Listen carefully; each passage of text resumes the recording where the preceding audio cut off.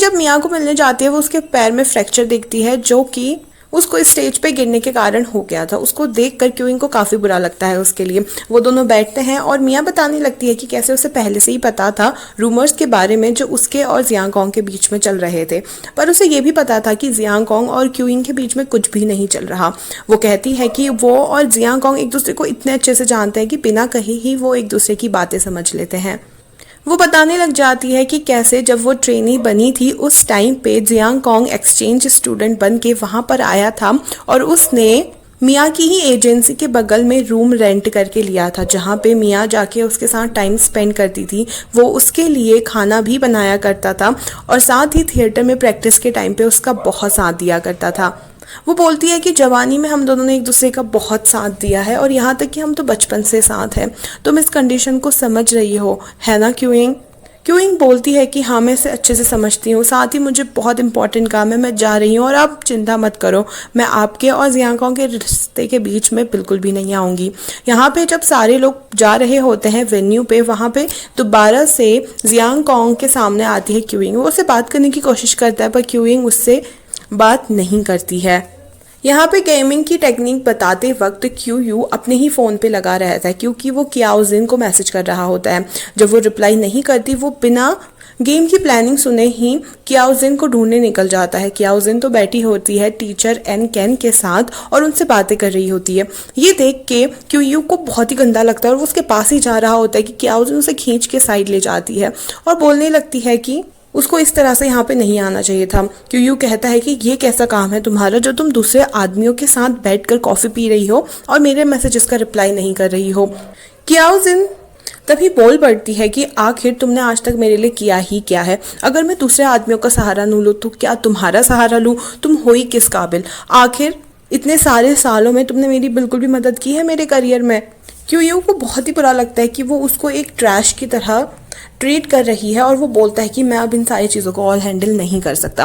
क्याओजिन तभी कहती है कि अगर नहीं हैंडल कर सकते तो हम ब्रेकअप कर लेते हैं और वो वहाँ से चली जाती है और क्यू का दिल टूट जाता है। यहाँ पे जियांगकोंग शिकायत करता है मैनेजर ली से क्यू की कि कोई गर्लफ्रेंड का चक्कर चल रहा है उसका, इसकी वजह से वो गेम पे ध्यान नहीं दे रहा।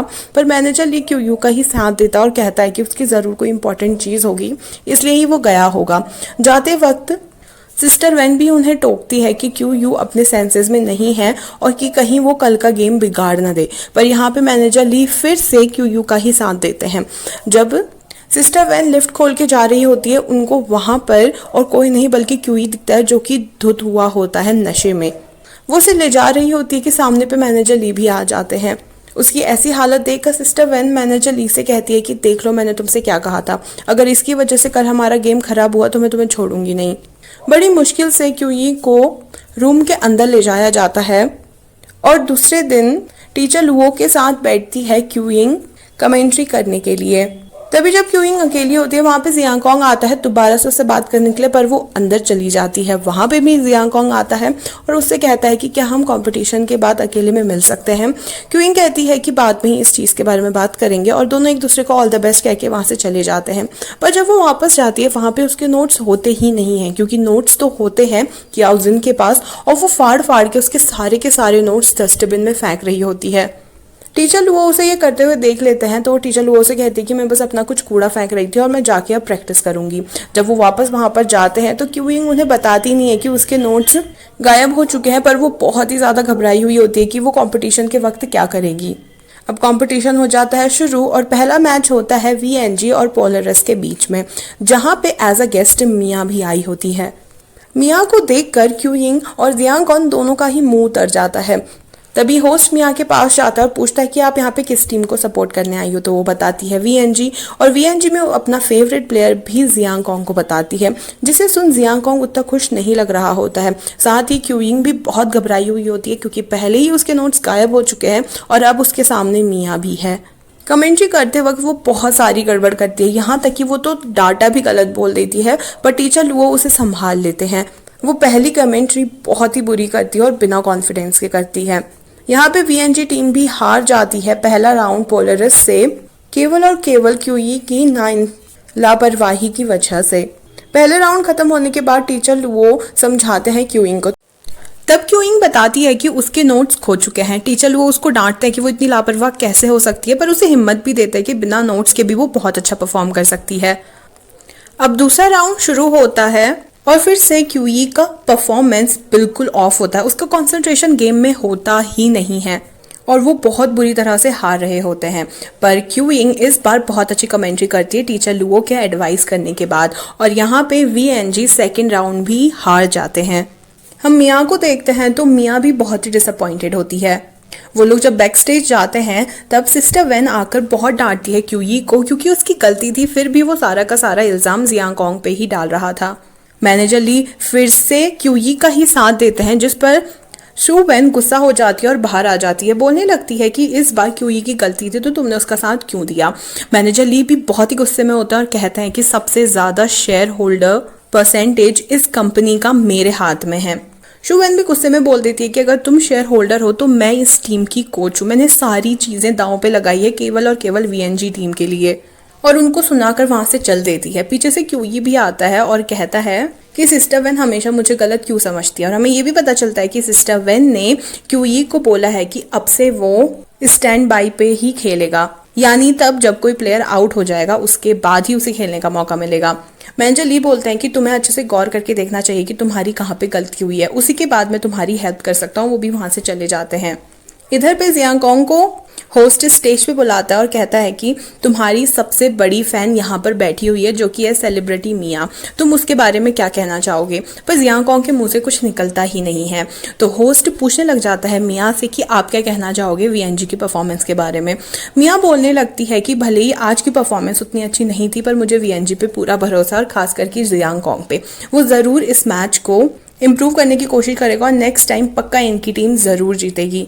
होस्ट भी मजे लेके बोलने लगता है कि मुझे कुछ गड़बड़ लग रही है, क्या आप दोनों एक दूसरे को पहले से जानते हैं। मिया यहाँ पे सबके सामने राज खोली देती है कि वो और जियांगकोंग बचपन से एक दूसरे को जानते हैं और कि जियांगकोंग उसका पहला प्यार है, जो कि एक आइडल के लिए पब्लिकली कहना बहुत ही बड़ी बात होती है।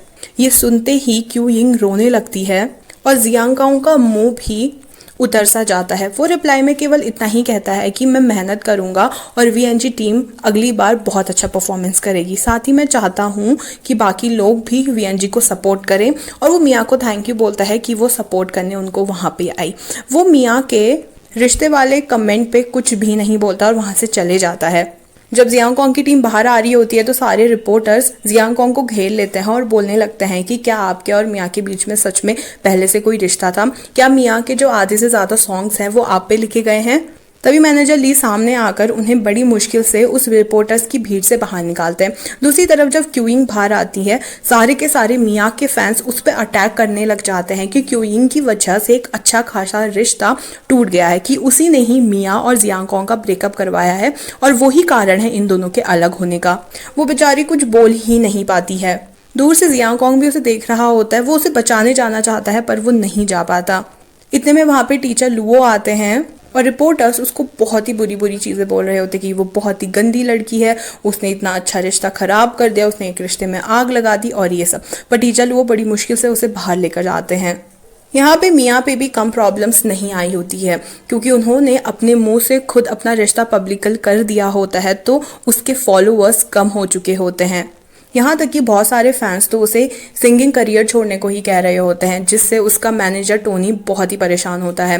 वो बोलती है कि मैं सोशल मीडिया में जाके सारी बातें क्लियर कर दूंगी, पर मैनेजर बोलता है कि सारी चीज़ें कंपनी संभाल लेगी और तुम अब कोई भी एक भी शब्द मुंह से नहीं निकालोगी। ये भी क्यूइंग से मिलने जाती है और पूछती है कि ये सारी चीज़ें क्या हो रही है। साथ ही वो ये भी बताती है कि जब उसकी कमेंट्री चल रही थी, पूरे कमेंट सेक्शन में सारे लोग उसको कोस रहे थे कि उसने एक रिश्ता खराब किया है। क्यूइंग कहती है कि जिस तरह से आज मिया ने मुझे अपने और जियांगकोंग के रिश्ते के बारे में बताया वो बहुत ही ज़्यादा प्योर है। उन दोनों ने एक दूसरे के लिए बहुत सेक्रीफाइसेस किए हैं और एक दूसरे का हमेशा साथ दिया है। यहाँ तक कि जियांगकोंग ने तो मिया से कहा था कि वो हमेशा उसके साथ रहेगा। मैं इन दोनों के बीच में नहीं आ सकती। ये उसको बोलती है कि तू उसके लिए अच्छा क्यों कह रही है, वो अभी तेरी कंपटीशन है।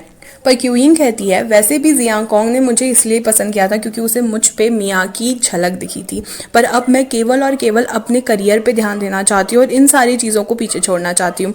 ये बोलती है कि अगर तू यही चाहती है तो मैं तेरा पूरा पूरा साथ दूंगी। उधर जियांग कोंग भी जब कमेंट्स पढ़ता है तो जियांग कोंग को बहुत ही बुरा लगता है कि सारे के सारे लोग ब्लेम कर रहे हैं क्यूइंग को उसके और मिया के ब्रेकअप होने पे। तभी ये चुआन जियांग कोंग के पास पहुंचता है, उसे बताता है कि किस तरह से मिया के फॉलोअर्स कम होते जा रहे हैं और साथ ही उसकी कंपनी उसका साथ भी नहीं दे रही। दूसरी तरफ क्यूइंग को ऑनलाइन गालियां पड़ रही हैं कि उसने इन दोनों का रिश्ता बिगाड़ा है। वो कहता है कि इस बार वो क्यूइंग के साथ है क्योंकि जियांग कोंग ने सारी चीज़ें बिगाड़ी है। जियांग कोंग उससे थोड़ा पर्सनल स्पेस मांगता है, वहाँ से जाने को कहता है।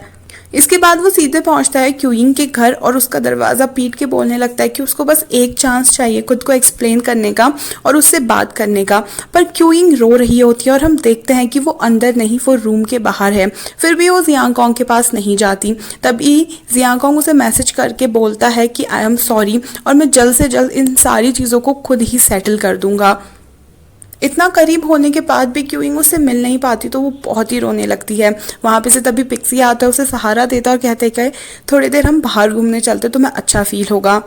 बाहर आके वो उसे काफ़ी सपोर्टिंग वर्ड्स बोल रहा होता है तो क्यूइंग बोलती है तुम्हें इतनी सारी लड़कियां हैं जो पसंद करती है तो फिर तुम मुझे, पिक्सी बोलता है तुम कितना गलत सोच रही हो, मैं और तुम्हें नहीं, मैं तुम्हें पसंद नहीं करता, मैं बस डरा हुआ हूँ कि कहीं तुम जियांग कोंग को डिस्ट्रैक्ट ना कर दो। अब क्यूइंग को समझ ही नहीं आता कि पिक्सी ये क्या कह रहा है।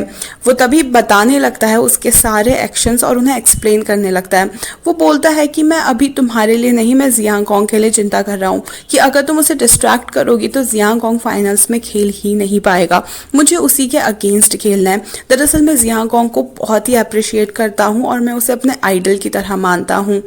यहाँ तक कि लेजेंड्स भी मैंने इसी शर्त में ज्वाइन की थी क्योंकि उस टाइम पे जियांग कोंग उसका लीडर था। मैं उनके लीडर के अंदर काम करना चाहता था पर जाओ यन ने कुछ गलत ही बोल दिया कि मुझे जियांग कोंग एज अ लीडर नहीं चाहिए, जबकि मुझे जियांग कोंग के साथ ही खेलना था। साथ ही मैं बहुत सारे मौके ढूंढता रहा हूँ बार बार जियांग कोंग से बात करने के। मैं उन्हें बहुत ही अप्रिशिएट करता हूँ और मैं ये तुम्हारे लिए नहीं, उनकी भलाई के लिए कह रहा हूँ। यहाँ तक कि मैं तुम्हारा बॉयफ्रेंड तक बनने को तैयार हूँ ताकि ऑनलाइन लोगों का ध्यान हमारी तरफ शिफ्ट हो जाए और वो जियांग कोंग को परेशान नहीं कह रहे। क्यूइंग को उसका एक्सप्लेनेशन बहुत ही अजीब लगता है पर वो यकीन कर लेती है क्योंकि पिक्सी बहुत ही सीरियस टोन में बोल रहा होता है और वो कहता है कि मैं तुम्हारे जियांग कोंग को बिल्कुल भी परेशान नहीं करूंगी और वहाँ से चल देती है। यहाँ पर जियांग कोंग अपनी टीम वालों को स्ट्रेटेजी समझा रहा होता है कि इतने में सिस्टर वैन आती है और बताती है कि मिया उससे मिलने आई है। पर जियांग कोंग बहाना मार देता है कि उसे अभी भी मीटिंग में बहुत सारी चीज़ें बतानी और वो बाहर नहीं जा सकता। ये सेम चीज़ वो मिया को बोलती है और वहाँ से जाने को कहती है। मिया को काफ़ी मन होता है जियांग कोंग से बात करने का पर सिस्टर वैन उसको कहती है कि अभी उसको डिस्ट्रैक्शंस नहीं चाहिए, इसलिए उसे अभी यहाँ से जाना होगा। यहाँ पे जब क्यूइंग ऑफिस में पहुंचती है तो फिर से कियाओ जिन उसको सुनाने लगती है कि कैसे कोई लड़की इतनी बेशर्म हो सकती है कि वो दो लोगों के रिश्ते को खराब कर देगी, वो भी इतने साल के रिश्तों को खराब कर सकती है। इतने में टीचर लुओ आते हैं और मीटिंग शुरू कर देते हैं और क्यूइंग को एक और बार बचा लेते हैं। फिर इसके बाद वो लोग कमेंट्री करने जाते हैं तो पीछे से उनका हेल्पर आकर बताता है कि उसको क्यूइंग की डायरी फटी हुई मिली है डस्टबिन में। ये देखकर टीचर लुओ को याद आता है कि किस तरह से किया उस दिन कुछ फाड़ के डस्टबिन में डाल रही थी। उसको पता चल जाता है कि ये सारी चीज़ें किया उस दिन की हुई है, पर वो क्यूइंग को कुछ नहीं बताता और वो सीधे किया उस दिन के पास जाकर कहता है कि अब तुम्हें कमेंट्री करने की ज़रूरत नहीं है और तुम घर चले जाओ। वो कारण पूछती है पर वो कारण बताता ही नहीं है। तभी हम देखते हैं कि अब कंपटीशन स्टार्ट हो चुका है और टीचर लुओ और क्यूइंग प्रैक्टिस कर रहे थे और अब वो कमेंट्री कर रहे हैं। क्यूइंग का परफॉर्मेंस भी काफ़ी अच्छा होता है और अभी मैच होता है लेजेंड्स और दूसरी टीम ड्रैगन के बीच में। ड्रैगन को लेजेंड्स टीम 2 मिनट में ही हरा देती है और अब ड्रैगन फाइनल्स में है। वहीं क्यू बहुत ही ज़्यादा पी रहा होता है और रो रहा होता है। इतने में ही वहाँ पर कियाओ जिन पहुंचती है और उससे कहती है कि मैं तुम्हें तब तक का नहीं छोड़ूंगी जब तक का तुम मुझे नहीं छोड़ना चाहते हो, मैं तुम्हें बहुत प्यार करती हूँ। और ये सुनते ही क्यूइंग का गुस्सा जो था उस पर वो सारा का सारा पिघल जाता है, उसे गले लगा लेता है। कियाओ जिन बोलने लगती है हम दोनों बिल्कुल एक जैसे हैं, हम दोनों को लाइफ में सक्सेसफुल होना है पर बाकी लोग हमें हमेशा नीचा दिखाते रहते हैं। हम इतनी ज़्यादा मेहनत करते हैं पर हमारी मेहनत कभी भी नहीं देखी जाती। क्यूई भी बोलता है कि सब लोग मुझे नीचा दिखाते हैं, बस एक तुम ही हो जो मुझे अच्छे से ट्रीट करती हो। वो ये भी बोलता है कि वो वीएनजी टीम छोड़ देगा क्योंकि अब वापस जाने का कोई भी फायदा नहीं है। पर कियाओ जिन उसे समझाती है कि अभी तक का उसने वीएनजी पे इतनी सारी मेहनत की है और जब वो फाइनली वर्ल्ड चैंपियनशिप जीतने वाले हैं तो क्या वो टीम छोड़ देगा और सारा का सारा क्रेडिट जियांगकोंग को लेने देगा? नहीं, वो ऐसा बिल्कुल भी नहीं करेगा। वो उसे बहुत ही ज़्यादा कंसोल करती है और वो फाइनली मान ही जाता है। दूसरे दिन वो पहुंचता है प्रेसिडेंट ली के पास और उनसे माफ़ी मांगकर कहता है कि अब उसे अकल आ चुकी है और वो अब गेम में दोबारा से खेलना चाहता है। अब प्रेसिडेंट ली जैसे पहले से ही क्यूई को काफ़ी पसंद करते हैं, उसे बहुत फेवर करते हैं, वो उसकी बात मान जाते हैं और बोलते हैं कि वो उनकी हेल्प करेंगे। यहाँ पे जब क्यूइंग दोबारा से अपने ऑफिस में पहुंचती है तो कियाओ जिन अपने कलीग से बोल रही होती है, तूने सुना कि वीएनजी का कैप्टन जो है जियांगकोंग वो बेहोश हो गया था आज मीटिंग रूम पे। ये सुनते ही क्यूइंग को बहुत ही टेंशन होती है और वो जियांगकोंग को कॉल करने लगती है। जियांगकोंग फोन नहीं उठाता तो क्यूइंग बहुत परेशान हो जाती है और भाग के उसकी मीटिंग रूम पे घुस जाती है। वो उससे पूछती है कि वो ठीक है या नहीं और कि कियाओ जिन से उसे पता चला कि वो बेहोश हो चुका था। जियांगकोंग कहता है कि तुमने उसकी बात पे यकीन ही क्यों किया? मैं बिल्कुल ठीक हूँ, मैं तो बेहोश हुआ ही नहीं था, पर मैं बहुत खुश हूँ तुम्हें यहाँ पर देखकर। वो वहां से जा रही होती है पर वो उसे रोक लेता है, उसको हक करके बोलने लगता है कि वो उससे बहुत प्यार करता है और मिया और उसके बीच में सारी चीजें खत्म हो गई है, साथ ही वो इन सारी चीज़ों को जल्द ही सेटल कर देगा और कि वो सिर्फ और सिर्फ उससे प्यार करता है। उसे नहीं पता कि ये प्यार उससे कब हुआ, पर बस हो गया। क्यूइंग तभी कहने लगती है, मैं भी तुमसे बहुत ज़्यादा प्यार करती हूँ पर मुझे नहीं लगता कि हम कभी साथ हो सकते हैं। तुम्हारा और मिया का कनेक्शन काफ़ी अच्छा और मैं तुम्हारे बीच में नहीं आना चाहती। इतने में ही जियांगकोंग क्यूइंग को किस कर लेता है पर वो उसे धक्का मार के वहाँ से बाहर चली आती है। बाहर आकर वो बहुत जोर जोर से रोने लग जाती है और बोलने लग जाती है कि तू छोड़ चुकी है क्यूइंग जियांगकोंग को, अब उसके लिए इतना ज़्यादा मत रो, उसे भूल जा। और उसी टाइम पे टीचर लुओ वहाँ पर आकर उसे सहारा देते हैं, कहते हैं कि जितना मन है रो लो, एक बार तुम रो लोगी तो तुम्हें बहुत अच्छा लगेगा। यहाँ पे वीएनजी की भी स्ट्रेटजी मीटिंग हो जाती है और वहाँ पर आता है क्यूई। जियांगकोंग जब स्ट्रेटजी बता रहा होता है तो क्यूई वो सारी चीज़ें रिकॉर्ड कर लेता है और टैंग वो भी उसको ये करते हुए देखता है पर कुछ बोलता नहीं है।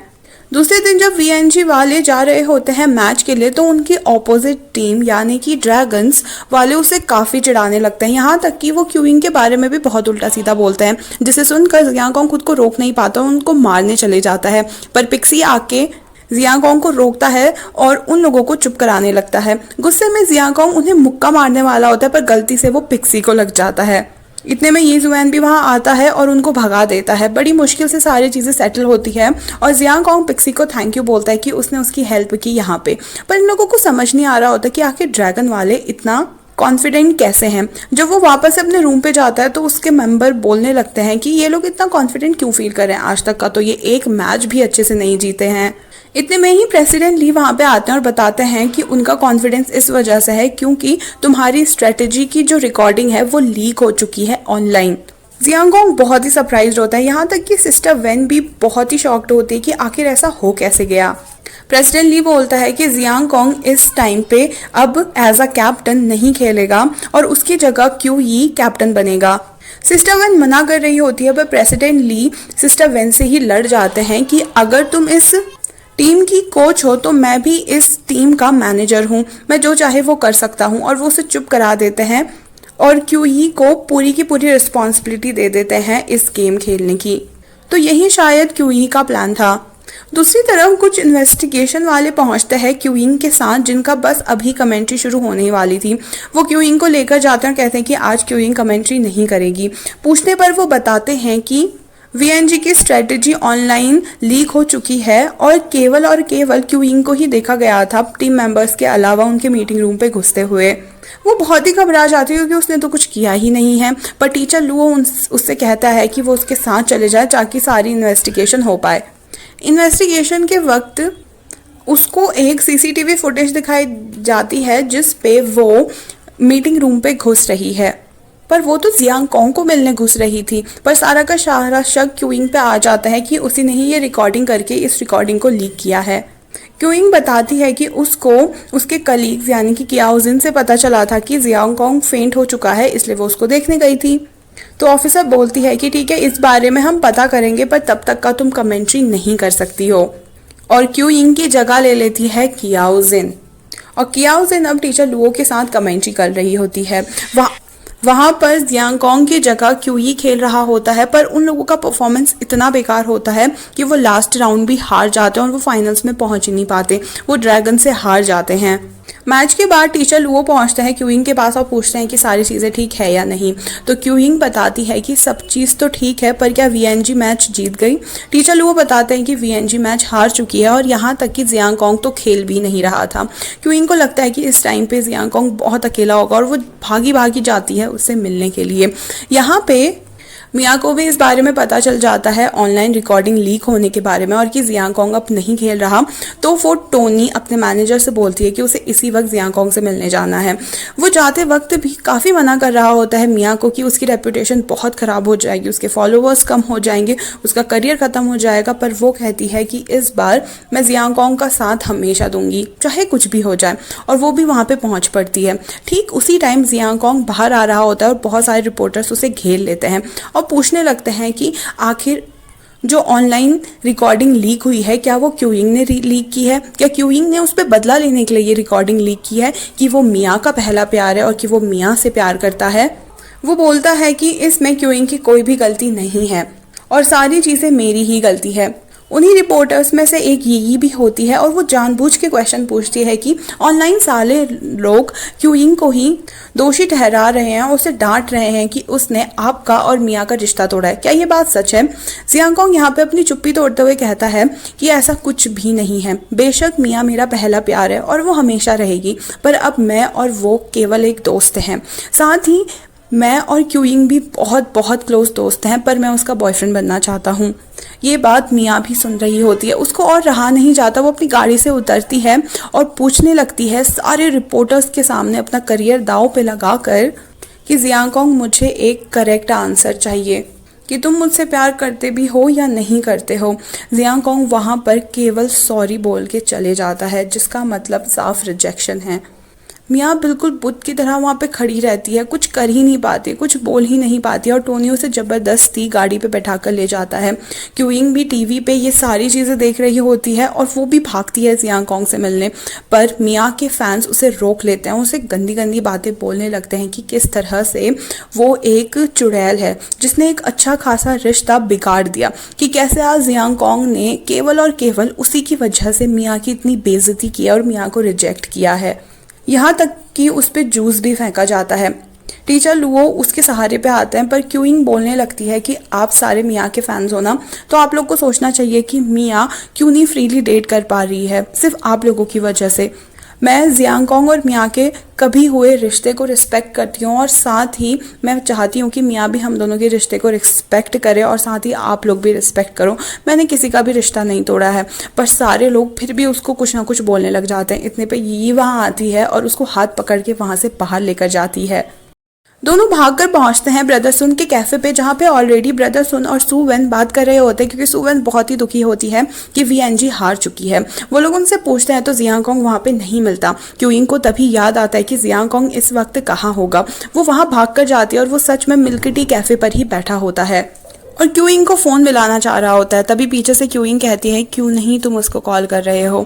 जियांग कॉन्ग बोलने लग जाता है तुम ठीक हो ना, तुम्हारे ऊपर ये जूस क्यों गिरा है, ये सब मिया के फैंस ने किया है ना, ये सब मेरी वजह से हुआ है ना, मेरी वजह से तुम दुनिया की सबसे बड़ी बुरी इंसान बन चुकी हो, है ना। क्यूइंग तभी कहती है ऐसा कुछ भी नहीं है, तुम्हारे वजह से कुछ भी नहीं हुआ है और ये मैं तुम्हें प्रूव करके दिखाऊंगी। और वो जियांग कॉन्ग को किस करने लगती है और यहाँ से लग रहा है कि इन दोनों के बीच में सारी चीज़ें सही हो जाएंगी। दूसरे ही दिन हम देखते हैं कि जियांग कॉन्ग को रिज़ाइन करना पड़ता है क्योंकि प्रेसिडेंट ली वैसा ही चाहते हैं। अब जियांग कॉन्ग के पास कोई भी टीम नहीं है, यहाँ तक कि टीम वीएनजी भी नहीं है। जब वो बाहर निकलता है तो उसे सिस्टर शू मिलती है जो उसे गुड बाय कहने के लिए आई होती है। वो बोलती है कि तुमने अभी तक का मेरे साथ रह के इस टीम को बहुत आगे बढ़ाया है। जियांग कॉन्ग भी कहता है कि शायद किसी न किसी एक दिन मुझे वो परफेक्ट टीम ज़रूर मिलेगी अपने लिए। वो आगे ही बढ़ रहा होता है कि लू सेंग वहां पे आता है, वो प्लेयर जिसको जियांगकोंग ने एक नई हिम्मत दी थी और एक नया गेम सिखाया था। वो उसे लास्ट टाइम अपने साथ बास्केटबॉल खेलने को कहता है। जब वो बास्केटबॉल खेल रहा होता है, दूर से टैंग वू उसे देख रहा होता है। उसके दिमाग में अभी भी वो बात है कि क्यों ही नहीं वो रिकॉर्डिंग करके लीक की है, पर वो घबराहट के मारे कुछ बोल ही नहीं पाता। इतने में ही क्यों ही वहां पर आ जाता है, उसे दोबारा से बुली करने लगता है और साथ ही दूर से जियांगकोंग को भी चिढ़ाने लगता है कि कैसे अब उसे इस टीम को छोड़ के जाना पड़ेगा। पर लू सेंग कहता है इन लोगों की बातों पे ध्यान मत दो, असलियत में जो सबसे ज्यादा दुखी है तुम्हारा इस टीम को छोड़ने पे वो है टैंग वू, क्योंकि अभी तक का किसी को पता ही नहीं था कि टैंग वू इतना अच्छा भी खेल सकता है। वो दोनों वादा करते हैं एक दूसरे से कि जब भी उन्हें अगली बार टाइम मिलेगा वो एक साथ बास्केटबॉल जरूर खेलेंगे। वो आगे बढ़ता है और बाहर पे क्यू यिंग उसका इंतजार कर रही होती है। जियांगकोंग पूछता है कि वो यहाँ पे क्यों आए, तो क्यू यिंग कहती है कि मैं अपनी गर्लफ्रेंड की रिस्पॉन्सिबिलिटी पूरे करने आई हूँ, क्या मैं तुम्हारा वो बैग पकड़ लूँ। और वो कहता है कि बैग की जगह अगर तुम मेरा हाथ पकड़ लोगे तो मुझे ज़्यादा अच्छा लगेगा। और बस दोनों वहाँ से निकल पड़ते हैं। वहीं इधर हम देखते हैं कि सिस्टर वेन रिजाइन करना चाहती है, पर प्रेसिडेंट ली उसे काफ़ी ज़्यादा रोकते हैं। प्रेसिडेंट ली कहते हैं कि तुम वीएनजी टीम को छोड़ना चाहती हो या मुझे समझ नहीं आता। इतने साल मैंने केवल और केवल तुम्हारी बात बोली है। अगर तुमने कहा है कि ईस्ट जाना है तो मैं कभी भी वेस्ट की तरफ नहीं गया हूँ। हर फैसला, हर प्लान केवल तुम्हारे ही मुताबिक हुआ है, फिर तुम मुझे क्यों छोड़ के जा रही हो। मुझे पता है ये सारी चीज़ें वो सुन ज़ेयिन की वजह से हो रही है, तुम उससे प्यार करती हो, है ना। सिस्टर वेन कुछ कह ही नहीं पाती। वो कहती है कि बस हो गया, अब मैं थक चुकी हूँ और अभी तक का तुमने मेरा बहुत साथ दिया है। वो सारी बातें मेरे मन पे है, मैं उन्हें भूली नहीं हूँ, पर इस वक्त मुझे नहीं पता मुझे क्या करना है। और वो बाहर चली जाती है इस वीएनजी टीम को छोड़कर। प्रेसिडेंट ली यहाँ पर बहुत फूट के रोने लगता है, इतना ज़्यादा कि उसे तकलीफ हो रही होती है। शायद ये एहसास है कि सू वेन अब सच में उसे छोड़कर जा चुकी है। सू वेन भी खुश नहीं होती वीएनजी टीम छोड़कर, वो भी बहुत दुखी है क्योंकि वीएनजी तो उनका सपना था। पर कभी कभी कुछ फैसले लेने भी बहुत ज़रूरी होते हैं। और यहीं पे इस पार्ट का एंड हो जाता है। क्या जियांगकोंग को कोई नई टीम मिलेगी या फिर जियांगकोंग दोबारा से कभी गेम खेल ही नहीं पाएगा? क्या क्यू यिंग और जियांगकोंग के रिश्ते में अब कोई भी तकलीफ या कोई भी प्रॉब्लम नहीं आएगी? अगर जानने के लिए आप भी क्यूरियस हैं तो सब्सक्राइब कर लीजिए। Thank you so much for watching, bye bye.